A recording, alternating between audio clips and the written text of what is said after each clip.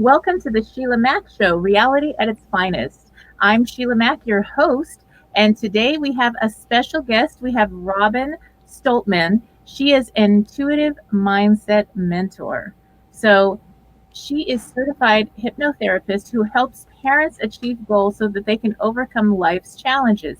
She created Healing for the Soul, where people are healing and becoming a better version of themselves. Robin is also statewide resource. Oh, she's a statewide resource for mental health in South Dakota's 211 resource helpline. And I just learned about what 211 is. So the 411 or information on 211 is so important. And Yes. and so that is something I love that. That's beautiful, Robin. Welcome to the show. Thank you so much, Sheila, for having me here. I'm excited to be here, to be able to share my message out there for other people to be able to heal as well. That's beautiful. Yes. So tell me, maybe a little bit. See, my book and this radio show is based on my book, Bootstraps and Bra Straps: The Formula to Go from Rock Bottom Back into Action in Any Situation. I felt very guided intuitively myself to write that book before all this year and this year's situations. Took quite a while to write the book. And so the thing with that is we're here to help people with real stories and real information and action steps to help you out there who's listening to rebuild, reinvent, and reboot your life on your terms. So tell us, have you had a different rock bottom or tough situation that you've had to overcome, Robin? I have myself, yes. I actually had um, my oldest son was taken away from me by Minnesota CPS in 2015 at 4 days old without any court orders or proof of any harm done to him. Prior to that, I did have a severe front right lobe traumatic brain injury. Obviously, you can't tell that I've got one anymore.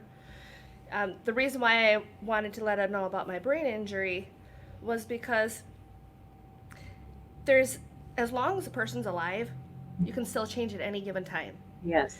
And so for me, when it come to my son being taken, between the brain injury and my son being taken, to me, those are the two most hardest tragedies that I've gone through in my entire life. Mm-hmm. And a lot of people are unaware of how different things can happen to somebody and then they can still move on, move forward in life. And so that's a lot of my mission is I come from, this is my background, this is what I want people to have in their life to help them heal. Wow. So now, did you get your son back, or I have not yet. okay? I've still been working on it for the last 5 years. He Wow. does know me. He does know that I'm his mother. I've seen him. It's an open adoption is what it is. Mm-hmm. However, within that, there's things that I can and can't do. You know, I can't go see him whenever I want to, and it is very restricted.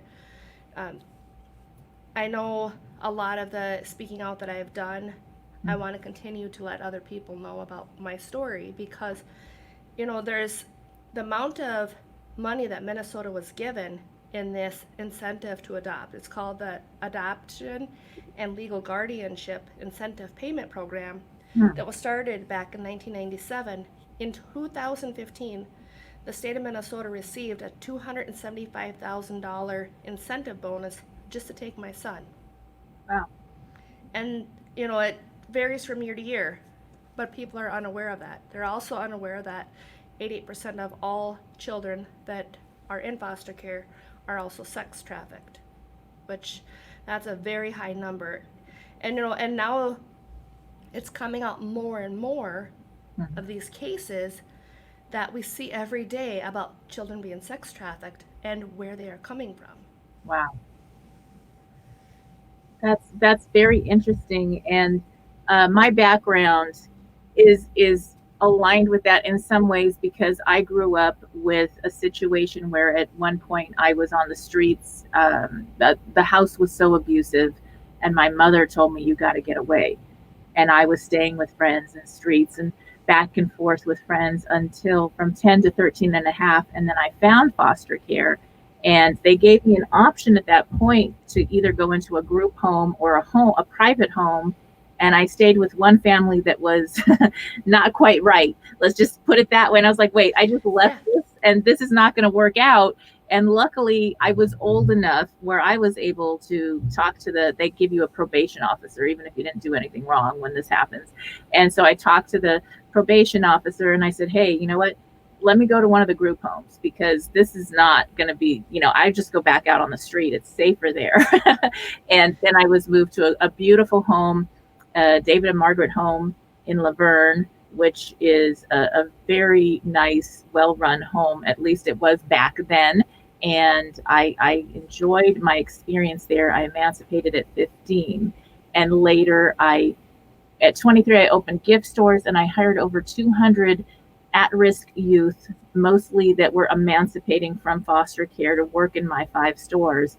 And we did a whole training program for learning how to work and run a business, all levels of running a gift store. And I had a blast, and I still know those kids today. And that was a long time ago, because now I have kids that are 23 plus. So, that is something that it's not all terrible and all bad, but it is very important to be aware. And sometimes to have other parents or other relatives get involved sometimes can help too. But it is a very difficult situation, and yet it's better than nothing in certain situations. Yeah, and I do agree with that. It's just like in my case, it's one of those things that they never had any proof. I actually worked for the exact same county that took Mhm. my son. I was an unlicensed daycare provider. I was paid by them before I had my son. So Mhm. there's a lot, like in my case over all of it. But it's one of those things where I was forced to choose between my son that I had taken away at 4 days old, or I had to choose between my son that I had fled Minnesota to South Dakota to be able to have to keep him. And so Mhm. that's where a lot of my story is that it was a lot of those different things, that had happened. And I never did drugs, I never did alcohol. I've never been a person that's done those things, and I'm not shaming anyone who's done those things, Mhm. because I understand, because that's part of why I do what I do to help other people, is because there's always hope. There's always some alternative Right. out there. Like even you were just talking, yourself about your story and how you had an option and you didn't like the foster care that you were in. And so you're like, you wanted to go to a group home. It's finding those alternatives, those options that do work, and Mhm. being able to get that help. Yes. And, I think that sometimes there's some type of at least I believe there is a spiritual soul contract that sometimes children are aligned or sent in one place or another for a good reason or a blessing that we don't understand. It's larger than ourselves. It's larger than we can comprehend. I know that I fostered to adopt 3 children that they were not able to be at their homes, and that took a long time and many years, and they grew up in my family of, so it was 6 children, and they're all best friends today still. And it was, for me, a way to give back, knowing that I came from that type of a situation, and wanting to create a safe, beautiful space for some children to come into our home. And it was interesting because first I had one child and the doctor said, no, you can't have any more. It's not going to happen for you all. So then we adopt these kids, and then I have the last 2. And I thought, well, that was part of the deal. That was some Mm-hmm. kind of bigger plan, that these kids were part of the family, and and then, I'm in contribution and blessed and happy, and then I have my last 2 children. So it's very interesting how sometimes things happen for a reason that we don't understand. And that's the thing about having hope and having ability to look at not the bright side of it, but to look at the long or larger picture. And especially this year, there's been a lot of people that have had to be displaced from their home, young adults, people that are losing their home, and that's important. I wanted you to share a little bit more about the 211 for people may not have heard about this. Yeah, I was actually surprised that you haven't heard of it, No. when you had mentioned it, because 211 is an excellent resource. They don't have just mental health services on there. They've got, substance abuse programs out there. They've got housing services.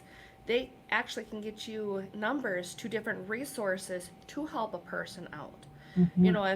If they're struggling with finances, if they're struggling to find a church, there's so many different options that 211 offers that it's a godsend to be able to have that. Yes, So people can call.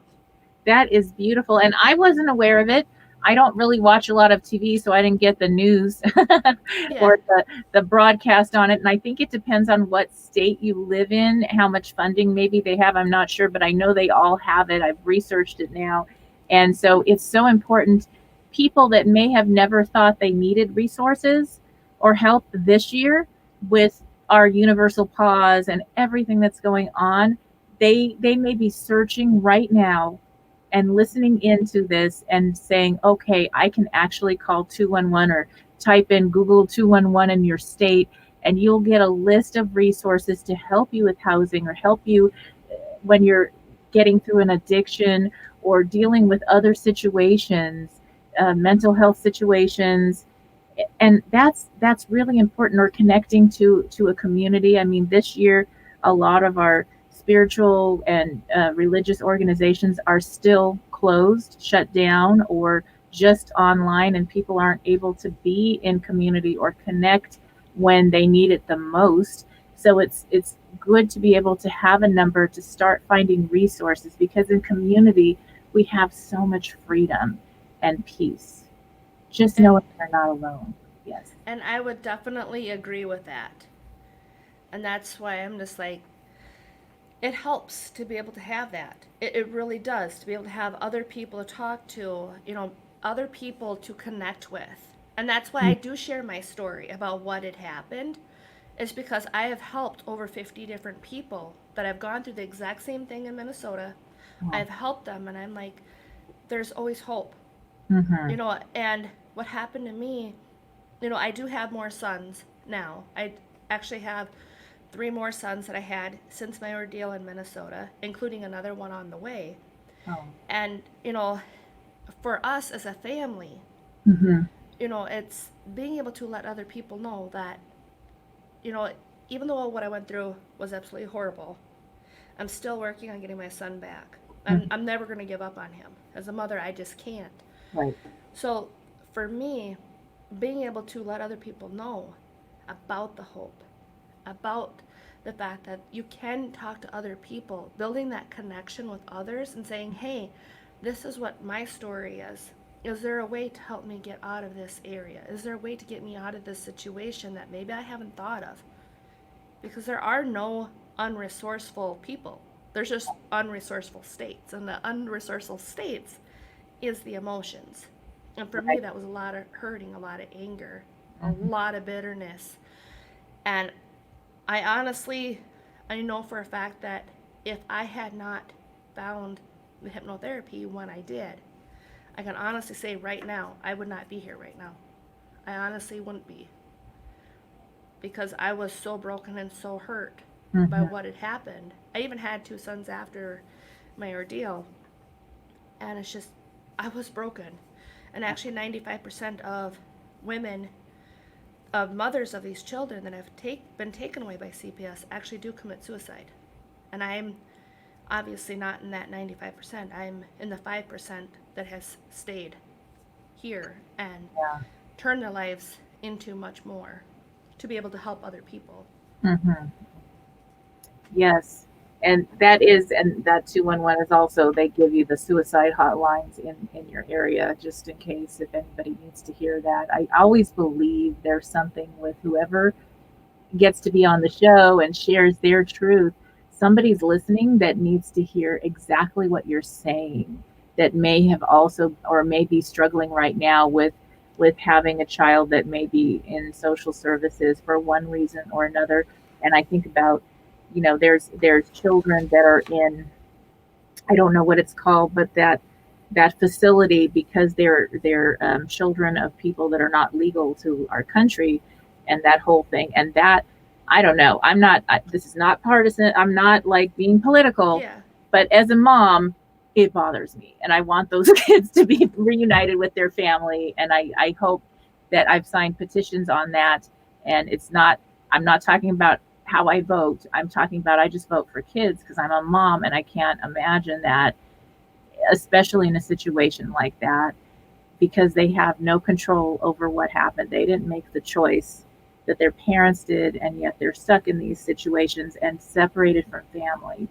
And I feel the only thing I could think of is I send prayers to them and all these children that are going through these things this year all the time, every day, on the top of my list, because I know and believe wholeheartedly, even scientifically, if you don't believe, depending on whatever you believe, there's scientific proof that they've done studies. When you write on water, when you write on a vessel the water's in, love, peace, care, it actually changes the molecular structure of the water, or plants.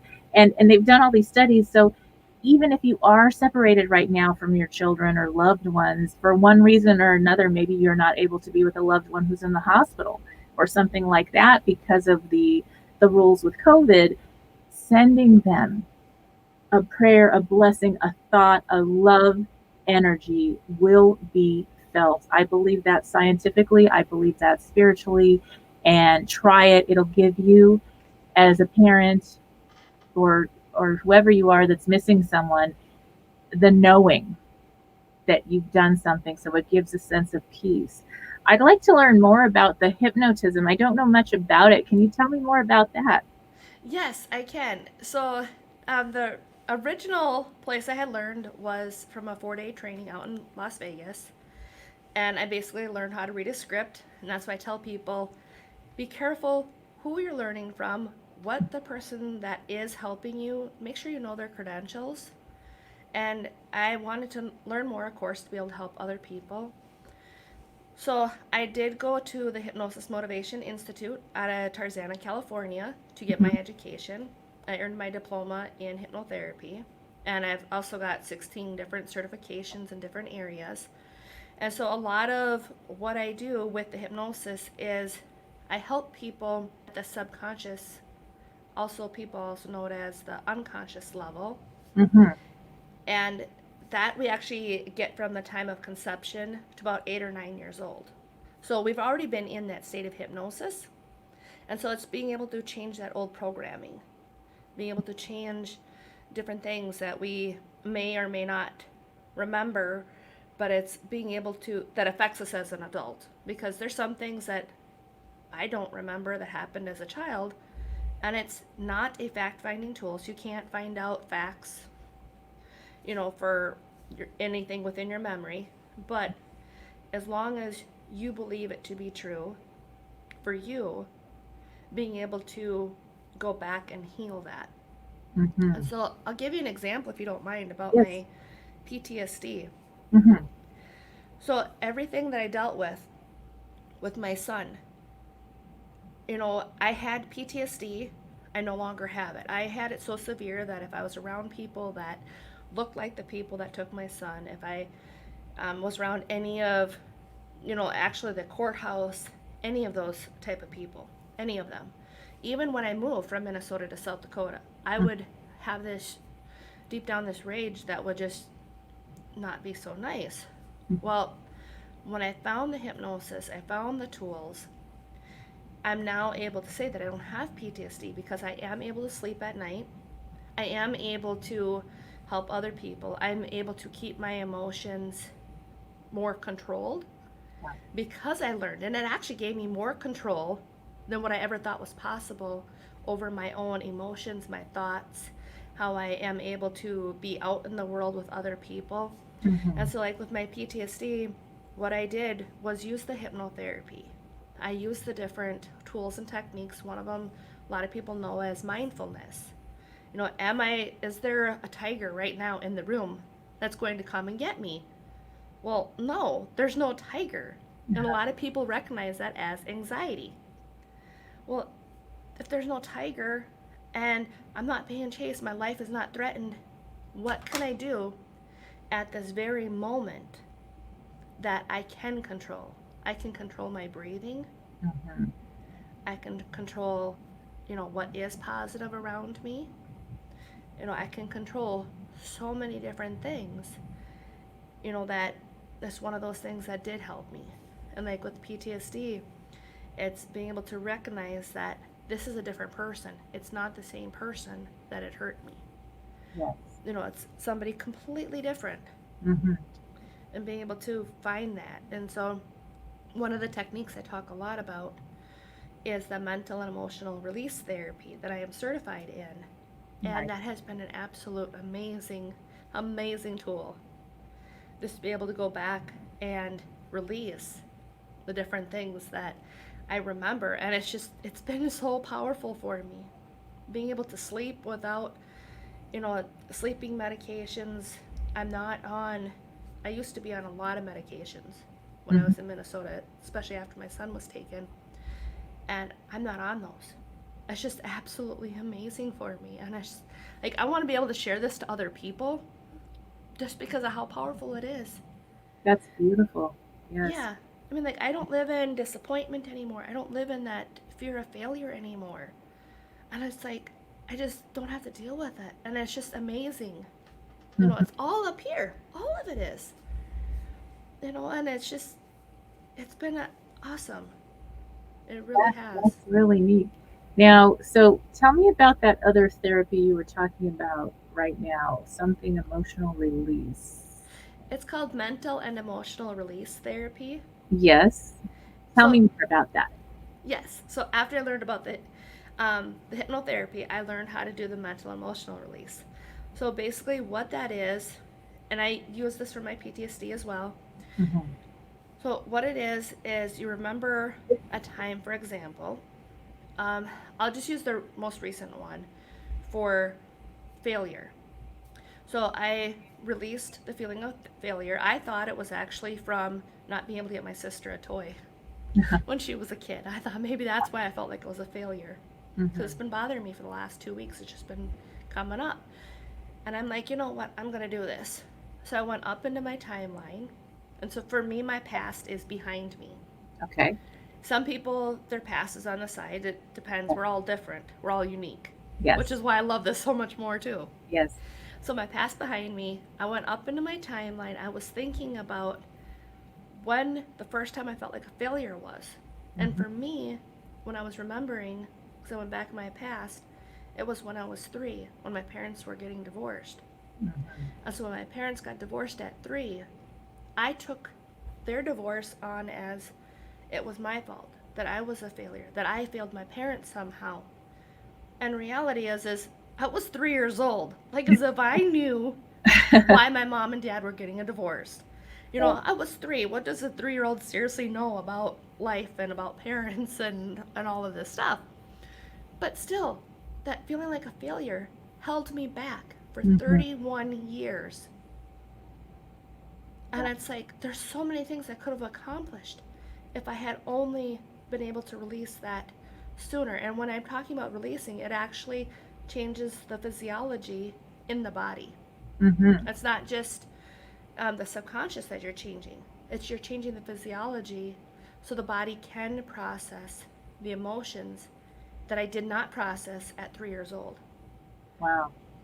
Yeah, and that's why it's so powerful. And there's some people do cry and some people do laugh. I had one where I laughed because it was over rejection. So we're 8 years old, When you're a kid, all boys got cooties.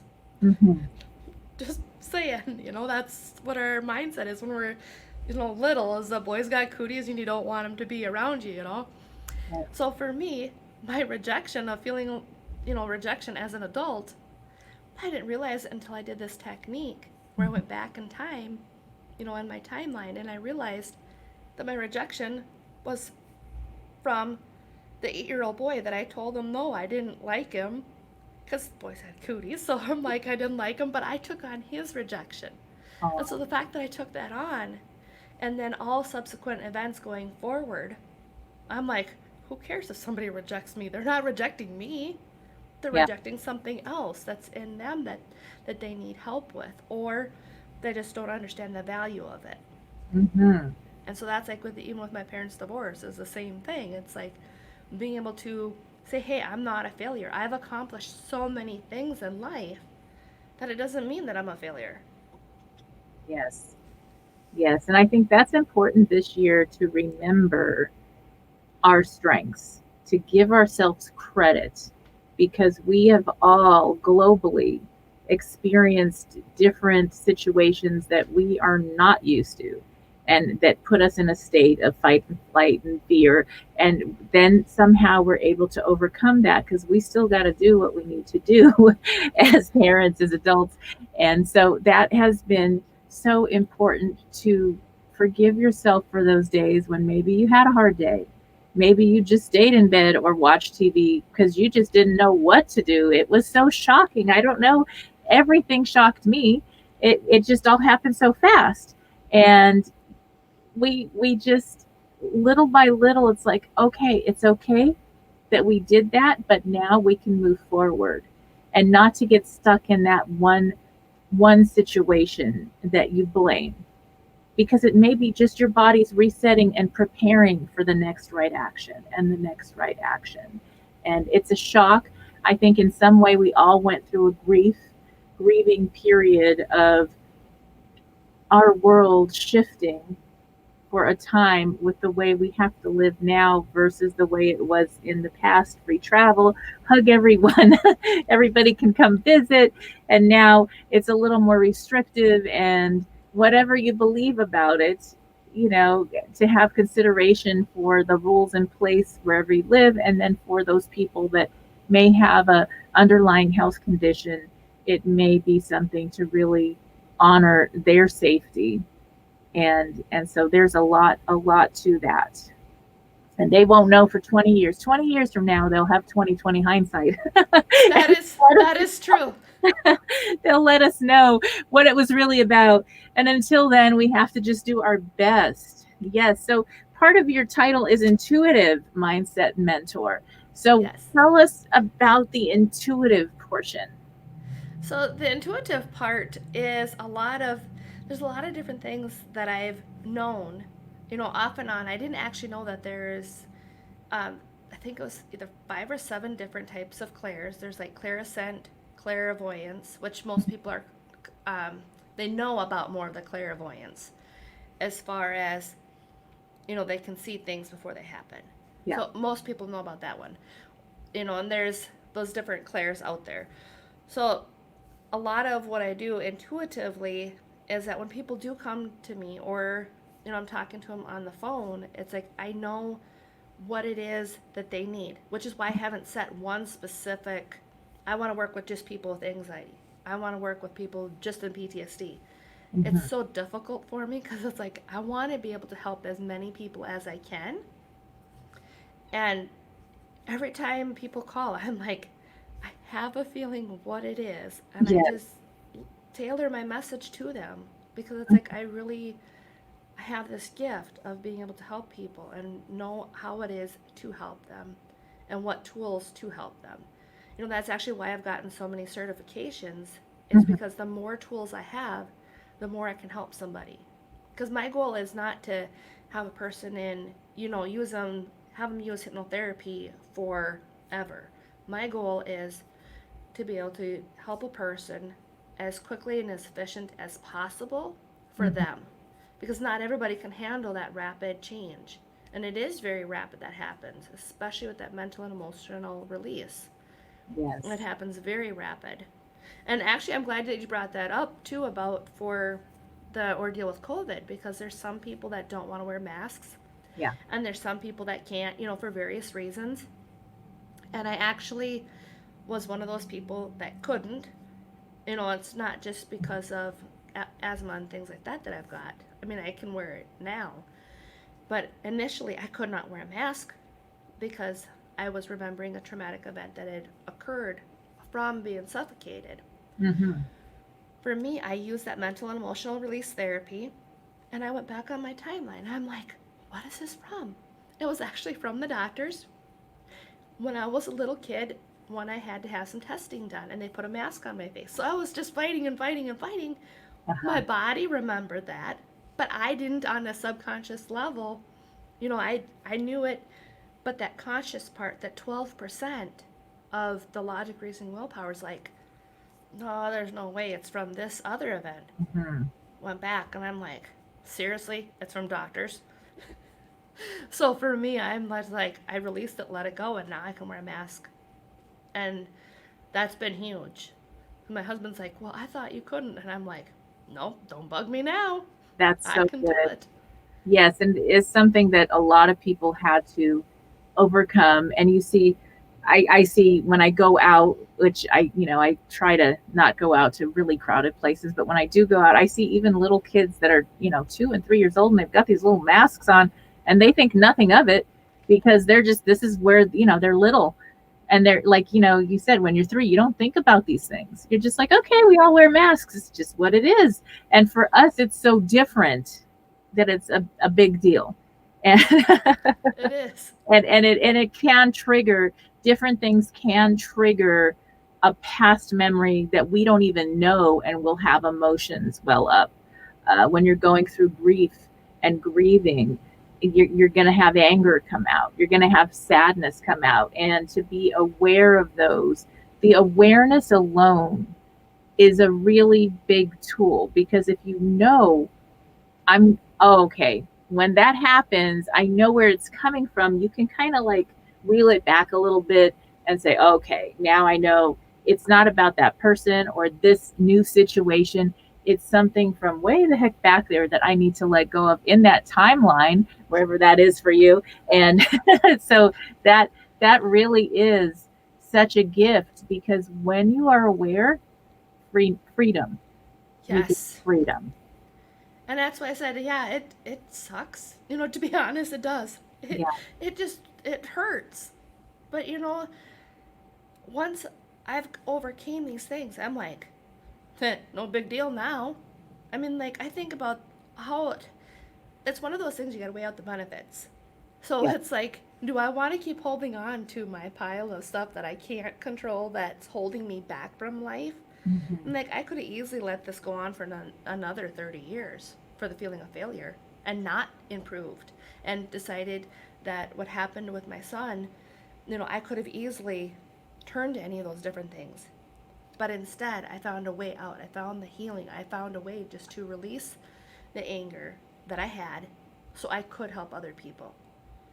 And that's my biggest thing is that we all have the ability inside ourselves to be able to come out of the hurt, out of the anger, come out of these negative emotions and step into the better version of ourselves. Yes. Being able to do that. And I think about all those different choices that we make. I had the choice. I could have stayed with it, but I decided not to. And And it's look, just now powerful. you have these beautiful other children, and you still are sometimes able to see your child on occasion and Yes. send him love every day, twice a day, all the time. And Mm-hmm. so, if somebody's listening in and going through these tough situations right now, you're not alone. And getting in community with other people, looking at different ways to help you get through the healing process and be in control of what you can be in control of, because at some point you are going to be reunited with your child, and at some point, and until then you're just preparing. Yes. And And that's I don't, I do want to say that I don't want to focus so much on the negatives. That's not what I'm trying to it. do at all. Yes. I'm just saying, I don't like what happened. I will say this, that if that had not happened to me, if Hmm. my son was never taken, there is no way that I would have this much experience of being able to help other people.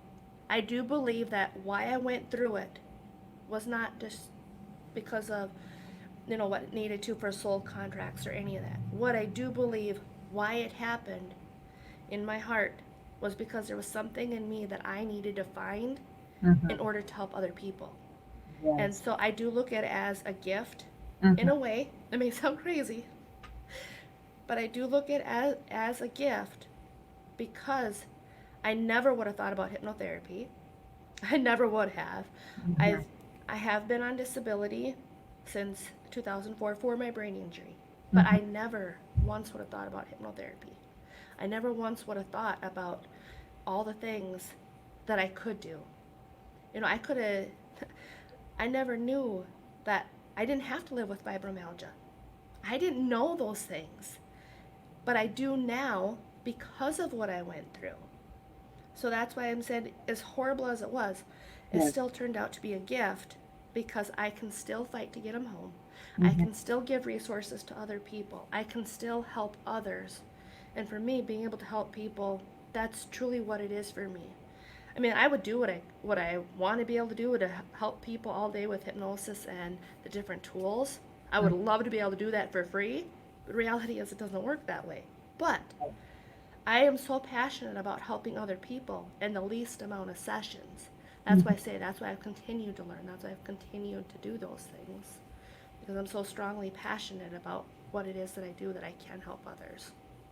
That's beautiful. And it reminds me of what Tony Robbins says: when you get out of your head and into your heart and you find the gift, and then the gift, once you find the gift, the problems dissolve. Now they don't go away, but it's just No. like that, the feelings and the difficulty go away, and you just are left with the gift. And when you're in contribution, helping other people, that's when blessings and gifts show up back for you. And that's not why you're doing it. Just the fact that you're helping another person is giving you the sense of happiness and payment. Everything else is a bonus on top of that. It is. And, like every time I've had clients, because I've seen clients, the clients that I've helped, I've seen them change from Mhm. the first session when they're first with me. They come in and they really don't think that they're in any way to heal. They're actually have said that. And it's like, no, believe me, I've been there. I've done that. I know I can help. So like from the first session to even the third session, Wow. the people are completely different. Yes. And it's just amazing, like every single time. I am just like absolutely floored and in love with how rapid that change has happened for people and how much they're able to enjoy life. And Mhm. just 3 sessions, Wow. and it's some situations require more, of course, Mm-hmm. because we're all unique, we're all individual. But it's just like, just that amount of change. It's just like, this is why I'm here. That is why I had to go through what I went through, because I honestly never would have known how great I could be until I had something so traumatic happen Right. to be able to help. That's beautiful. Well, thank you. So we are coming to the end of our interview time. So I wanted to be able to make sure that the audience is able to connect with you. Can you tell us how they can reach you? Yes, so the easiest way would be my office phone, which is going to be my 320-460-0272. You can either call or text that number. Again, I'll go slower. It's 320-460-0272. Or you can find me on Facebook at Healing for the Soul Hypnosis. Or go to my website at healingforthesoulhypnosis.com. Beautiful. Beautiful. All right. Thank you, everyone. And thank you, Robin, for being a guest on the show. We look forward to seeing you next time here on the Sheila Mack Show. All right. Bye bye.